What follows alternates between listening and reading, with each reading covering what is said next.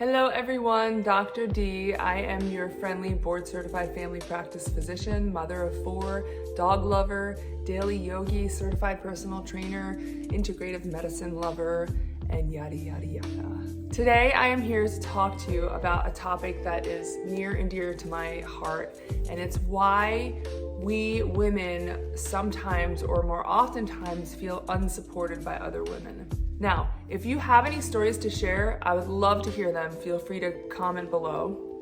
I've been in many situations where I've felt completely degraded by other women, and the question in my mind was always why.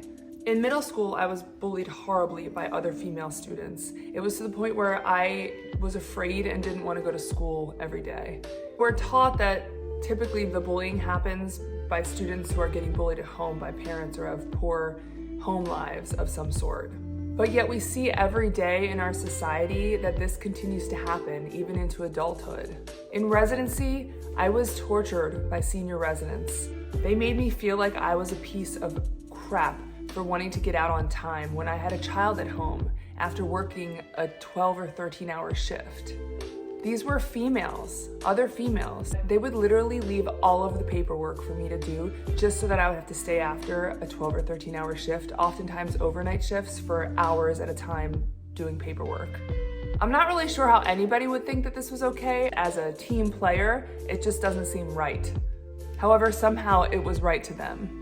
I still have situations where I come across women who just seem like they want to be nasty and they really have nothing positive to offer. And I'm the type of person who has been through enough crap in my life that I really just want to love and be loved at this point. I don't care what you look like. I don't care who you identify as. I just want to get to know who you are, because I really think that the universe puts things in front of us for a reason, and oftentimes we may not see the reason at first. But I have seen firsthand how sharing and being intimate with another woman can cause amazing things to happen. The question in my mind is, why do I still encounter women who judge me at first sight and don't want anything to do with me? Why do I still encounter women who find it okay to speak rudely to me and they don't even know who I am because they've never asked me a question about myself?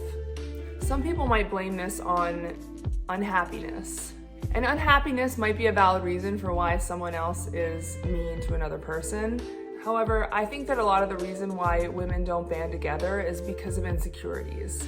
And I would urge you to try to sit and think about your own insecurities. When women are insecure, they're often internally judging themselves against other women. That internal judgment leads to jealousy.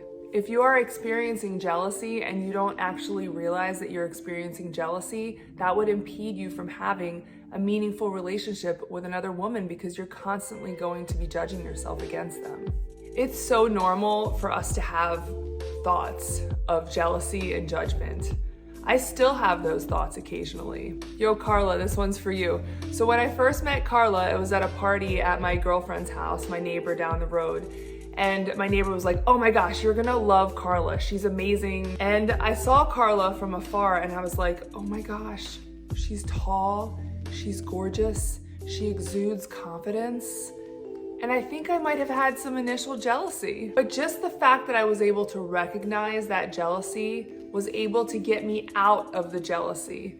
And I was able to tell myself, okay, this is silly. I'm having these jealous thoughts. I don't even know this person. And she's exuding this amazing energy. Why is it intimidating me? So I went up and talked to her. And I said, hey, my name's Dana. Nice to meet you. I know you know Leah. And guess what? She's ending up becoming a good friend of mine. And she's a woman who truly loves, she deeply loves, and she cares for people. She wants to make the world a better place. If I would have let those insecurities take over, I would have lost an opportunity to have this enriched experience with this other human being, with a woman who I can call for support. So my homework for you is try to figure out the situations in which you've let that subtle, maybe not so subtle sometimes, insecurity and jealousy rule your actions and prevent you from opening yourself to a possible relationship with another woman. And know that you are the only person who can work on your own insecurities. And the first step to doing this is awareness. Once you become aware of those insecurities, you can slowly let them go. One exercise I use with thoughts that come into my brain that I really don't want is a silly one, but I'll tell you about it. If there's a thought that I'm recognizing is coming into my brain, it might be one of anxiety, it might be one of insecurity. I just close my eyes for a second and picture a conveyor belt ending in nowhere. It just sort of dumps into nowhere.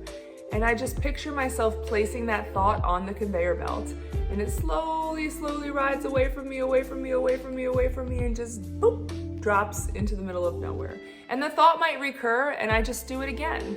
And then eventually over time, once we recognize those thoughts and we don't give power to them any longer, then they don't rule our lives. And we can be the love and the kindness and the caring woman that we want to be. So as always, from my heart to yours, peace and love. Don't forget to hit the subscribe button so that I can keep making these videos for you.